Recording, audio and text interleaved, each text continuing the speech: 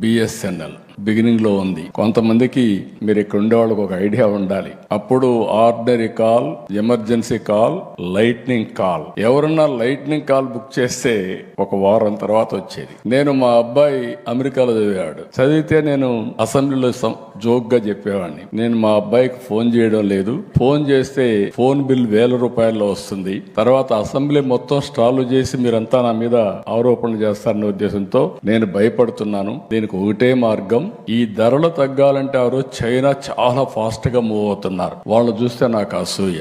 అప్పుడు నేను ప్రధానమంత్రి ఇద్దరితో ట్రై చేశా. ముందు దేవేగౌడ గారు, గుజరాల్ గారు. ఆ రెండు ప్రభుత్వాల్లో నాకు చాలా సన్నిహిత సంబంధాలు. నేనే కన్వీనర్ కూడా గవర్నమెంట్ కి. ఇద్దరు అర్థం చేసుకోలేకపోయారు. ప్రధానమంత్రి గారు వాజ్పేయి గారు, great statesmen of this country.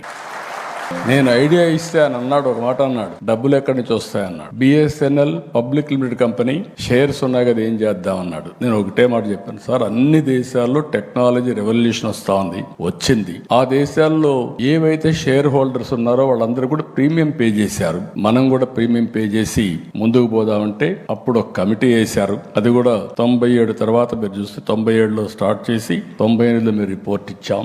ఆ రిపోర్ట్ బేస్ చేసుకొని ఈ రోజు రెగ్యులేషన్ తీసుకొచ్చాం. I'm proud of it. ఆ రోజు తీసుకున్న నిర్ణయం ఈ రోజు. ఒకప్పుడు అందరూ భయపడ్డారు బిఎస్ఎన్ఎల్ దెబ్బతింటుందని. దెబ్బతినలా. బిఎస్ఎన్ఎల్ ఒక శక్తివంతమైన ఆర్గనైజేషన్ అయిందంటే అది మీకుండే తెలివితేటలని చెప్పి కూడా నేను మీకు తెలియజేస్తున్నా.